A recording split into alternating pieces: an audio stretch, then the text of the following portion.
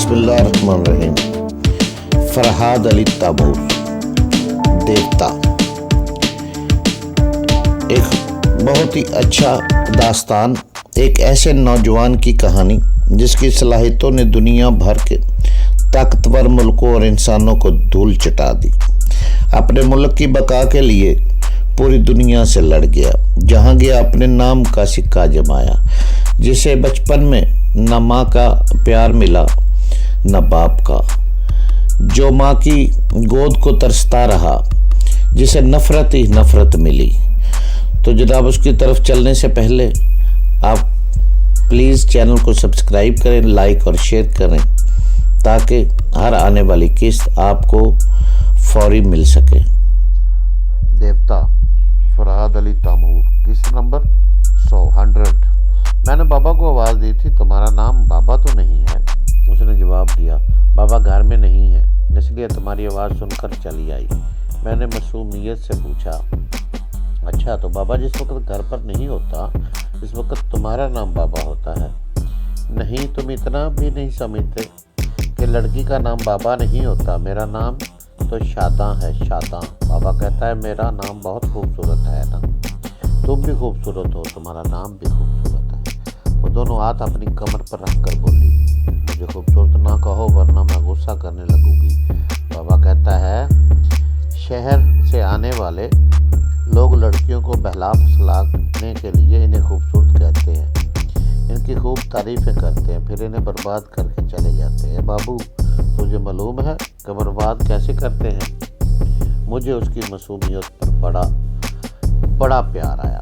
मैंने कहा, तुम्हारे बाबा ठीक कहते हैं, शहर से आने वाले लोग अच्छे नहीं होते, अच्छे हो भी तब भी अच्छे नहीं होते। वैसे तुम अपनी तारीफ सुनकर गुस्सा क्यों करती हो? तुम तो वाकई हसीन हो। शहर की लड़कियां मेकअप करने के बाद तुम्हारे सामने मांद पड़ जाएंगी।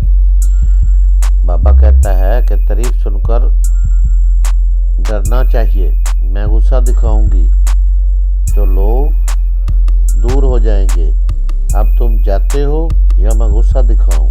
नहीं, तुम ऐसी ही ठीक हो, गुस्से में और ज़्यादा हसीन नज़र आओगी। मैं तो सिर्फ इसलिए पूछ ला रहा था कि खाने पीने का क्या इंतज़ाम हो सकता है, हो भी सकता है या नहीं?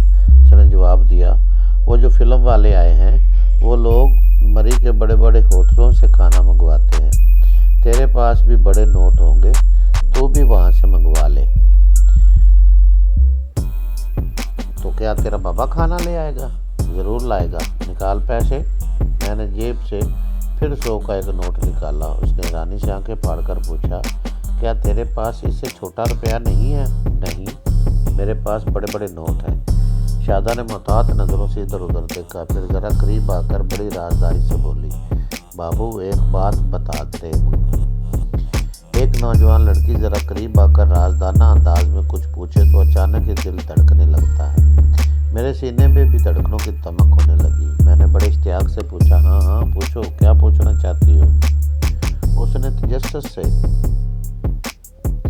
लर्जती हुई आवाज़ में पूछा, तू इतने बड़े बड़े नोट कहाँ से चुरा कर लाता है? मांगने से तो कोई नहीं देता। मेरे दिल की धड़कनें इतदाल पर आ गई। दिल का कोई मामला ही नहीं था। अब मैं उसे क्या समझाता कि दौलत कहाँ से हासिल होती है। मैं भी बड़े राजदाना अंदाज में उसे कहने लगा, ये बहुत राज की बात है, अगर मैं तुझे बताऊंगा तो फिर ये राज नहीं रहेगा, तो दूसरों को भी बता देगी। नहीं, अल्लाह की कसम नहीं बताऊंगी, तू मुझे बता दे। देख बाबू, मैं दिन रात यही सोचती रहती हूँ कि हम पैसे के लिए तरसते हैं और तुम लोग पैसे को कुछ समझते ही नहीं हो। बड़े बड़े नोट ऐसे निकाल कर दे देते हो जैसे कागज़ का टुकड़ा दे रहे हो। मुझे यह बता दे बाबू कि ये बड़े बड़े नोट कहाँ से आते हैं। मैं कसम खाती हूँ कि किसी को नहीं बताऊंगी। ये बेला कौन है? मैंने पूछा। बेला मेरी प्यारी प्यारी सी भेड़ है। सारी बस्ती वाले जानते हैं कि मैं इससे कितना प्यार करती हूँ, कभी इसकी झूठी कसम नहीं खाती। फिर तो मुझे यकीन आ गया कि तू सच्ची कसम खा रही। अब मैं तुझे बताऊं कि मैं बहुत से लोग बड़े बड़े कारखाने चलाते हैं, बहुत से लोग मशीनें और मोटर कारें बनाते हैं। दुनिया में दौलत कमाने के बहुत से ज़राए हैं, मगर मेरे पास बहुत पुरस्कार तरीके से बड़े बड़े नोट आते हैं। अच्छा, اس کی ہرنی جیسی آنکھیں میری سرار کو سمجھنے کے لیے ایک دم سے پھیل گئی۔ میں بیان نہیں کر سکتا تھا کہ ان ظالی آنکھوں میں سارے جہاں کا حسن کس طرح سے مٹایا تھا، جو اپنا ٹائم کر کے مجھے کہیں کا نہیں چھوڑ رہا تھا۔ اس کی آنکھیں خدا کی پناہ۔ میں اسے کیا کہتا؟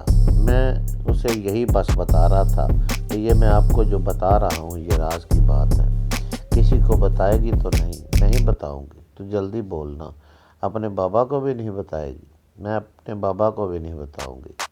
اللہ، میرا دل الٹ پلٹ ہو رہا ہے، جلدی بولتا کیوں نہیں؟ میں نے ذرا قریب آ کر بڑی رازداری سے کہا، روز صبح میں سو کر اٹھتا ہوں تو میرے تکیے کے نیچے سے 100 روپے کا ایک نوٹ نکل آتا ہے۔ شادہ نے بڑی حسرت بھری سانس لے کر اپنے ہاتھ کو اپنے سینے کی طرف بلندیوں پر رکھ لیا۔ میں اس کے نازک ہاتھوں کی لرزش سے سمجھ رہا تھا اس کے کنوارے سینے کی دھڑکنیں کتنی تیز ہو گئی ہوں گی۔ پھر وہ بڑے یقین کے ساتھ، بچپن میں میری ماں نے مجھے ایک کہانی سنائی تھی اور مجھ سے کہا تھا کہ ایک پرندہ ہوتا ہے، اگر کوئی اسے پکڑ کر ذبح کر کے اس کی کلیجی بھون کر کھا لے تو کھانے والے کے سرانے صبح صبح روپے نکلتے ہیں۔ میں نے بڑی مشکل سے اپنی ہنسی کو ضبط کیا۔ ایسی کہانیاں میں بچے اپنی ماؤں، نانیوں، دادیوں سے ایسی کہانیاں اکثر سنا کرتے ہیں۔ میں نے کہا، تمہاری ماں نے ٹھیک کہا تھا، میں نے بھی اما کی کلیجی کھائی تھی، لیکن اما نے اپنی کلیجی کھلانے سے پہلے تاکید کر دی تھی کہ یہ راز کسی کو نہ بتاؤں، اگر بتاؤں گا تو پھر میرے سرانے سے روپے نہیں نکلیں گے۔ تم اپنی بیلا کی قسم کھا چکی ہو، اس لیے میں نے تمہیں راز بتا دیا۔ اب اگر تم بابا سے بھی بات کہو گی تو پھر میرے تکیے کے نیچے سے روپے نہیں نکلیں گے۔ کیا تم مجھے کنگال بنانا پسند کرو گی؟ نہیں، تم بہت اچھے ہو، تم نے مجھ پر بھروسہ کیا ہے۔ میں یہ بات کسی سے نہیں کہوں گی، مگر ایک شرط ہے۔ وہ کیا؟ میں نے پوچھا۔ دیکھو بابو، میں تمہاری رازدار ہوں، اس لیے جب تک تیرے سرانے سے روپے نکلتے رہیں گے تو روز صبح مجھ کو 1 روپیہ دے دیا کرنا۔ میں بابا سے نئے کپڑے بنانے کے لیے کہتی ہوں تو وہ ٹال دیتا ہے۔ اب میں خود اپنے پیسوں سے کپڑے بنواؤں گی۔ اگر بابا نے پوچھا کہ تجھے کپڑے بنانے کے لیے پیسے کہاں سے مل گئے تو کیا جواب دوں گی؟ وہ اپنی ٹھوڑی پر ہاتھ رکھ کر سوچتی ہوئی بولی، ہاں میں یہ تو بھول ہی گئی تھی، کیا جواب دوں گی؟ بابا کو تیرا راز بتا بھی نہیں سکتی، مجھے اتنی چلاکی بھی نہیں آتی کہ جھوٹ بول سکوں۔ بابا بڑا چلاک ہے، بیلا کی قسم کھلا کر سچ گلوا لیتا ہے۔ میں نے کہا، پھر تو بڑی مشکل ہے، مجھے پیسے دینے میں انکار نہیں، مگر تو اپنا برا بھلا سوچ لے، بابا آئے تو میرے لیے کھانا بھیج دینا، میں جا رہا ہوں۔ میں نے اسے سوچتا چھوڑ کر ڈاک بنگلے کا رخ کیا۔ اسی وقت شام ہو رہی تھی، سورج کی کرنیں شفق رنگ ہو کر پہاڑ کی چوٹیوں پر اتر رہی تھی۔ بادل اپنی مرضی کے مطابق ایک دوسرے میں گڈ مڈ ہو کر وادیوں میں تیر رہے تھے۔ میں ڈاک بنگلے میں جانے کی بجائے دوسری طرف نکل گیا۔ قدرت کا ایسا حسن بار بار دیکھنے میں نہیں آتا۔ اس کے حسین نظاروں سے لطف اٹھاتا ہوا ڈاک بنگلے سے دور نکل گیا۔ بہت دور ایک چھوٹے سے ٹیلے پر بیٹھ کر نشیب کی طرف دیکھنے لگا۔ دور بستیوں میں بڑے بڑے مکانات چھوٹے چھوٹے کھلونوں کی طرح نظر آ رہے تھے۔ چھت کی چمنیوں سے دھواں نکلتا ہوا ظہر میں جذب ہو رہا تھا۔ کچھ دیر سکون رہنے کے بعد میں نے بیلونڈو کے دماغ میں جھانکا۔ میں نے مناسب وقت پر اس کے دماغ کو پڑھنا شروع کیا تھا، کیونکہ اس وقت وہ سوچ کے ذریعے ماسٹر یوشے سے گفتگو کر رہا تھا۔ وہ بتا رہا تھا کہ اس کے کچھ آدمی لاہور میں ہیں اور فراد کی کوٹھی کی نگرانی کر رہے ہیں۔ جیسے اس کوٹھی کا کوئی فرد نظر آئے گا ویسے ہی اس سے فراد کے متعلق معلومات حاصل کی جائیں گی۔ وہ اپنے کچھ آدمیوں کے ساتھ اس وقت پنڈی میں ہے۔ اس کا ایک آدمی زلیخا کی کوٹھی کی نگرانی کر رہا ہے، لیکن توقع ہے کہ ہوٹل سے فرار ہونے والا فراد اب زلیخا کی کوٹھی کا رخ نہیں کرے گا۔ اس کے جواب میں ماسٹر یوشے کی سوچ سنائی دی۔ وہ کہہ رہا تھا کہ فرحت علی ابھی تک میری سمجھ میں نہیں آیا ہے۔ کیا ایک عام شخص اتنا چلاک ہو سکتا ہے کہ وہ مجھ جیسے ٹیلی پیتھی جاننے والے سے بچ کر نکل جائے؟ یہ بات معلوم ہو چکی ہے کہ وہ گونگا نہیں ہے۔ سوال یہ پیدا ہوتا ہے کہ اس نے خود کو کیوں گونگا بنا رکھا ہے؟ اس سوال کا یہی جواب سمجھ میں آتا ہے کہ وہ کسی طرح میری شخصیت سے واقف ہو گیا ہے۔ شاید اسٹوفر یا جلا سے اسے معلوم ہو گیا ہے کہ مجھ جیسے ٹیلی پیتھی جاننے والے کے متحد رہ کر کام کر رہے تھے۔ ہاں یہی بات ہے، سمندر کے ایک ساحلی کاٹیج میں میرے 2 آدمیوں سے اس کا سامنا ہوا تھا۔ وہاں اس نے میرے آدمیوں کو لائٹر جلانے کی مہلت نہیں دی تھی۔ وہ نہیں چاہتا تھا کہ میرا کوئی اعلیٰ کار اس کی آنکھوں میں جھانکے یا اس کی آواز سنے، کیونکہ میں ان 2 ذرائع سے ہی اس کے دماغ تک پہنچ سکتا تھا۔ اس طرح وہ محتاط ہو کر میرے لیے بہت پرسرار بن گیا ہے۔ ہر لمحہ میری دلچسپی اس میں بڑھتی جا رہی ہے۔ بیلمنڈو، تم خود کو ناقابل شکست کہتے ہو۔ تمہیں اپنے مارشل آرٹ اور جسمانی قوت پر بڑا ناز ہے، مگر فرات کی ذہانت کے آگے یہ سب ہیچ ہے۔ بیلمنڈو کے دماغ سے پتہ چلا کہ وہ اس بات پر غرا رہا ہے۔ اس کی جلائی ہوئی سوچ نے کہا، تم اور فرات دونوں ہی بزدل ہو۔ اگر میری صلاحیتوں کو آزمانا چاہتے ہو تو ایک بار میرے سامنے آ کر دیکھو۔ ماسٹر یوشے کی سوچ نے کہا، اپنی صلاحیتوں کے بل پر دوسروں کو بزدل سمجھنا نادانی ہے۔ تم اب تک جنہیں شکست دیتے آئے ہو وہ تمہارے مقابلے میں کم صلاحیتیں رکھتے تھے۔ کچھ جسمانی طور پر ناقابل شکست ہوتا ہے، کچھ ذہنی طور پر برتری حاصل کرتا ہے۔ جنگل کے شیر سے کوئی لڑنے نہیں جاتا، اسے اپنی ذہانت سے گھیر کر شکار کیا جاتا ہے۔ اس خطرناک کھیل کے دوران ہم میں سے کوئی بھی بزدل نہیں ہے، ہم سب اپنی اپنی صلاحیتوں کو آزما رہے ہیں۔ جو کامیاب ہوگا اسے برتری حاصل رہے گی۔ میرا مشورہ ہے، فرات تک پہنچنے کے لیے شیر کی قوت سے نہیں، انسانی ذہانت سے کام لو۔ فرات جس شہر سے غائب ہوا ہے، تم اس شہر سے باہر جانے والے راستوں کو اپنے ذہن میں رکھو۔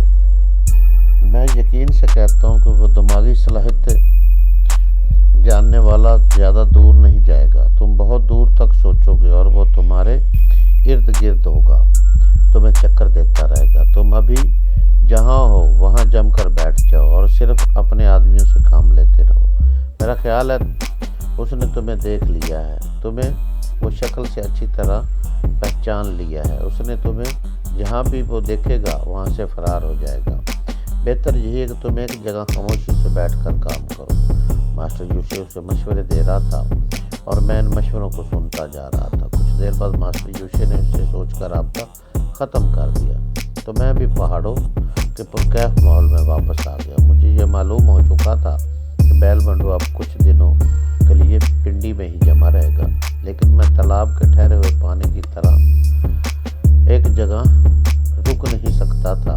میں نے اسے ٹکرانے کا فیصلہ کر لیا تھا، لیکن کسی تدبیر سے اس کا سامنا کرنا ہوگا۔ وہ تدبیر ابھی میرے دماغ میں نہیں آئی تھی۔ مجھے بہت سوچ سمجھ کر ماسٹر یوشے کے اس اہم اعلیٰ کار کو بیکار بنانا تھا، کیونکہ جب بھی میں بیلمنڈو سے میرا سامنا ہوتا، اس سے آنکھیں ملاتا، اس سے باتیں کرتا تو ماسٹر یوشے اس کے ذریعے میرے دماغ تک پہنچ جاتا۔ اب میں بیلمنڈو کے سامنے گونگا بن کر بھی نہیں رہ سکتا تھا۔ یہ معلوم کرنے کے بعد کہ میں گونگا نہیں ہوں، پتہ نہیں اس نے کتنے آدمیوں کو میری نگرانی پر لگایا ہوا تھا تاکہ اس کی زبان کھلوا کر ان کے پیچھے بیٹھے ہوئے فرات کو ڈھونڈا جا سکے۔ بہرحال نہ تو اب میں اس کے سامنے گونگا بن سکتا تھا، نہ ہی تاریک شیشوں کی اینک لگا کر اپنی آنکھیں چھپا سکتا تھا۔ ایسی صورت میں اس کا سامنا کرنا گویا خود کو خطرے کو دعوت دینا تھا، مگر اب میں دشمن کے آگے بھاگ نہیں سکتا تھا۔ وہ مجھے بزدل سمجھ رہا تھا، میں اسے بزدلی اور دلیری کا فرق سمجھانا چاہتا تھا۔ میں ٹیلے پر سے اٹھ کر ڈاک بنگلے کی طرف جانے لگا۔ شام کا اندھیرا پھیل چکا تھا، فضا نمی سے بوجھل ہو چکی تھی۔ دور مکانات سے ہلکی ہلکی روشنیاں چلک رہی تھی۔ چند قدم آگے جا کر میں رک گیا۔ مجھے شاداں کی آواز سنائی تھی۔ اندھیرے کے باعث وہ دور سے نظر نہیں آئی تھی۔ قریب آنے پر میں نے اسے پہچانا۔ اس نے بھی مجھے پہچانتے ہی کہا، اے بابو تو یہاں ہے، میں تیرے لیے کھانا لے کر ڈاک بنگلے گئی تھی۔ میں نے پوچھا، کیا تیرا بابا آ گیا ہے؟ نہیں، وہ تو ابھی تک نہیں آیا۔ میں نے تیرے لیے کھانا بھی نہیں منگوایا۔ میرے دماغ میں یک بیک تدبیر آئی، میں اپنے ہاتھ کی پکی پکائی ہوئی روٹیاں تجھے کھلاؤں۔ تیرے روز تو ہوٹل کے کھانے میں جو پیسے خرچ کرتا ہے وہ میں رکھ لیا کروں گی۔ اس نے تاکہ میں اپنے پاپا کو بھی یہ بات بتا سکوں گی۔ میں نے نئے کپڑوں کے لیے کس طرح پیسے جمع کیے۔